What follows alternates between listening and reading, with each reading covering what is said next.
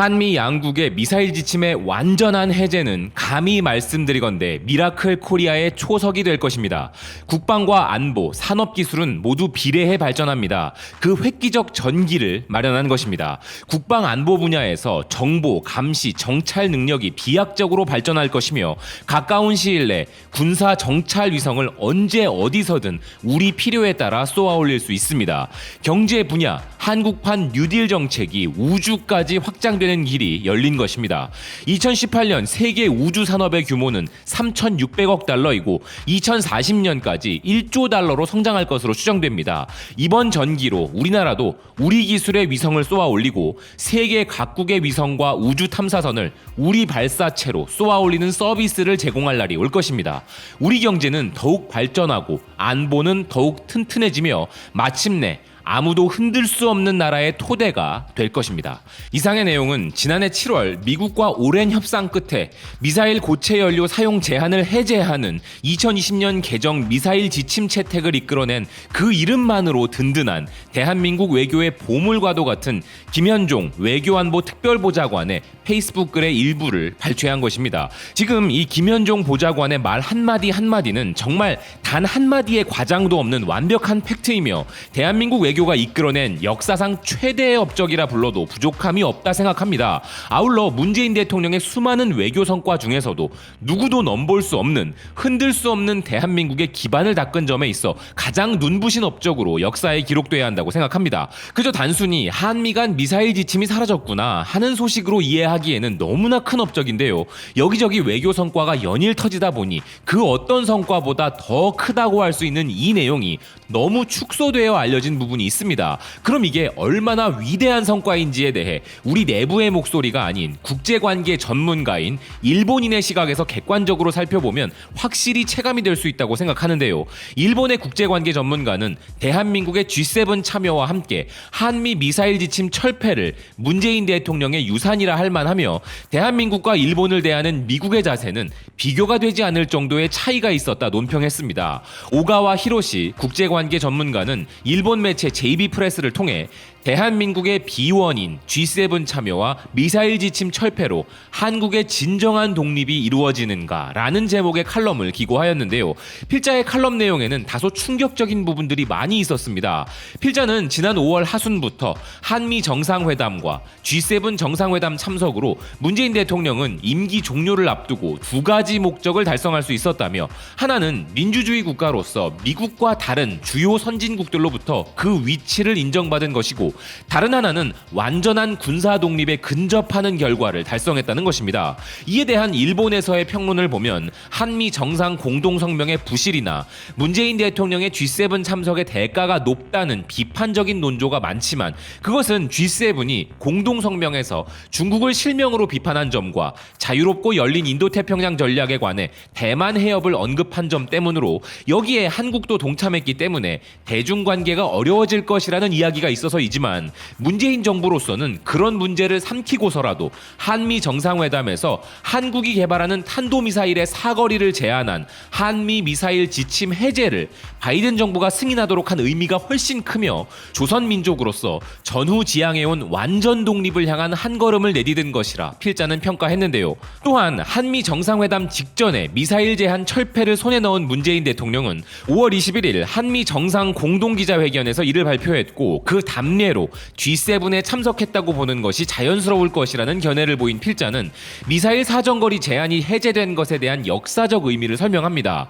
미국이 한국의 군사력 강화를 시작한 것은 닉슨 행정부가 들어선 후로서 미국은 당시 베트남전에 수렁에 빠져 있었고 주변 동남아시아 국가의 공산화 위기가 있었기에 미국 카터 행정부 때인 1979년 한미 각서로 미사일 지침을 정한 것인데, 이 이야기에서 중요한 것은 세계가 북한의 핵미사일에 시선을 빼앗긴 사이에 한국이 독자적인 미사일 반경 능력을 강화할 수 있게 됐다는 점이라는 것인데요. 일본이 북한을 주목하는 것은 핵 한두를 갖고 있기 때문이지만 미사일 성능은 한국의 수준이 훨씬 더 높다는 것에도 주목하는 필자입니다. 아울러 필자는 미사일의 무게 제한과 사거리 제한 해제, 동시에 주한미군 방위비 분담금 문제 또한 해결된 부분을 언급하는데요. 필자는 이로써 한국은 비원, 즉 간절한 염원이었던 대륙간 탄도미사일을 보유할 수 있게 되었으며 현재 사거리 500마일의 미사일을 보유한 한국이지만 한국은 머지않은 미래에 대륙간 탄도미사일 배치가 가능해진다며 이제 한국은 경제적, 군사적으로 인류 국가를 넘볼 수 있는 상황이 온 것이라 해석했습니다. 그리고 이것이 문재인 정권이 미사일 제한 철폐를 진정한 독립이라 생각하는 이유라는 것인데요.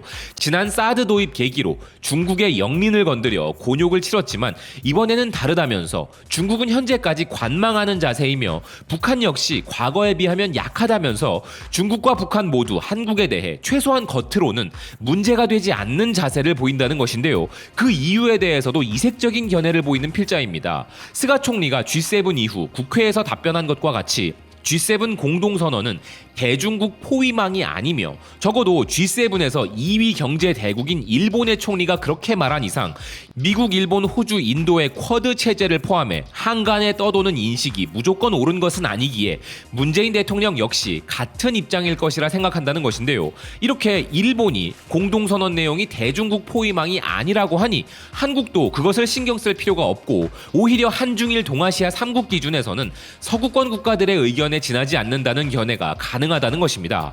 한미 간 미사일 거리 제한의 폐지도 마찬가지로 이제 한국이 미사일 성능을 결정할 수 있게 되었고 미사일 개발은 한미 동맹과는 별개의 문제로 미국이 컨트롤하는 게 아니기 때문에 어느 날 한미 동맹이 사라진다면 곧바로 미사일 사정권에 워싱턴이 들어가는 것도 가능해지기에 중국이 단순히 이에 대해 화를 낼 이유가 없다는 해석인데요.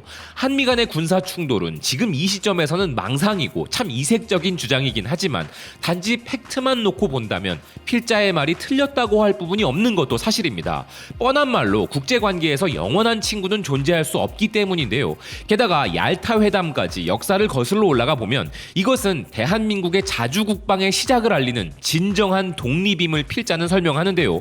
일본이 항복한 뒤 일정 기간이 경과한 후 조선을 독립시킨다는 연합국의 개념이 있었는데 한국이 지금도 미국에 눌려있다고 생각한다면 이번 미사일 지침 철폐는 주한미군이 없어도 대한민국이 6회공 3군을 독자적으로 움직이는 자주국방의 대목표에 한 걸음 더 다가선 것이며 실제로 한국은 항공모함을 비롯한 자주국방 준비를 착착 진행하고 있다는 것입니다.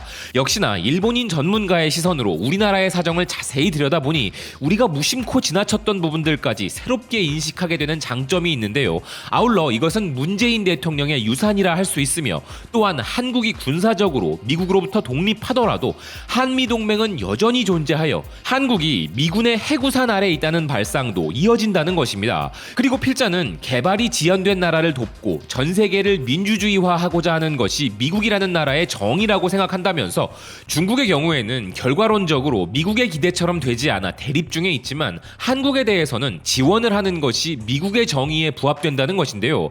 이 맥락에서 한일 간의 문제도 짚어보는 필자입니다. 지난 1차 아베 정권 시절 아베 총리의 야스쿠니 참배를 중단시킨 것은 당시 바이든 부통령이며 아베가 참배를 하자 분노한 것 역시 바이든이었다는 필자는 미국의 입장에서 바라보는 한일 간의 차이가 있다면서 미국은 일본의 경제력을 전제로 중요한 동맹이라 하고 있지만 한국은 그것과는 비교가 되지 않을 의미에서 발전을 지원하고자 하는 국가라는 것입니다. 즉 일본의 경우 돈이 아니라면 동맹도 아닌 수준이지만 대한민국은 미국이라는 나라의 정의의 중요한 표상이자 증거라는 것인데요. 게다가 미국 기준에서 만약 한국이 대륙간 탄도미사일을 개발해도 한국은 핵 확산 금지 조약의 회원국이므로 한국이 핵미사일을 보유할 위험이 없고 한국이 반미를 할 리도 없다는 것입니다. 그리고 필자에겐 가장 중요한 일본국의 입장에서 한미 미사일 지침 해제가 가져올 여파에 대해 설명을 이어가는데요. 한국이 2020년 7월 미국 스페이스 X사의 로켓을 사용하여 처음으로 군사위성을 쏘아 올렸으나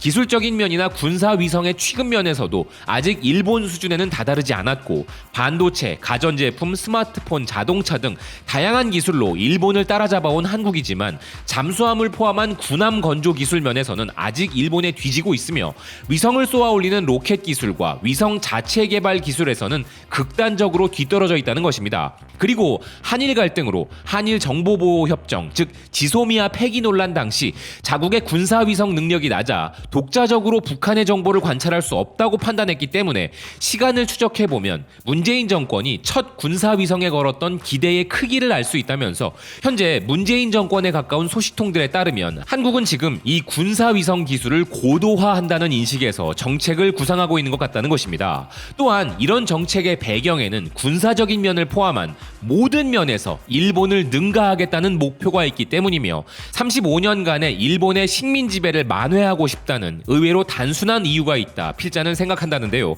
이미 한국의 군사 지출은 일본에 이어 세계 10위인데 한국이 항공모함과 군사위성, 대륙간 탄도미사일 배치 등을 준비하기 시작한 점을 감안하면 조만간 양국 간의 경쟁은 역전이 될 것으로 보이며 제2차 세계대전 이전부터 군사기술을 축적해온 일본이기에 한국이 군함과 같은 분야에서 일본을 추월하기는 쉽지 않을 것으로 보이지만 이런 목적을 향해 매진하는 한국의 모습은 칭찬받을 만하다면서 독도 문제에 대해서는 완전한 적국이지만 전략적인 면에서 훌륭한 것은 사실이라는 것입니다. 일본인인 필자의 개인적 견해에 다소 불편함이 있거나 반박하고픈 사실과 내용도 있습니다만 이를 있는 그대로 여러분들께 전해드린 이유는 일본인의 견해로 봐도 대한민국의 진정한 독립을 시작하는 그 첫걸음을 걷게 해준 현 정부에 대한 감사함과 자부심을 말하고자 함이었습니다. 누가 뭐라 해도 이는 문재인 정부가 이뤄낸 유산입니다. 다시 한번 역사에 남을 엄청난 업적을 성취해낸 문재인 대통령과 함께 노력한 정부 관계자들에게 찬사를 보냅니다. 시청해주셔서 고맙습니다. 또 뵙겠습니다.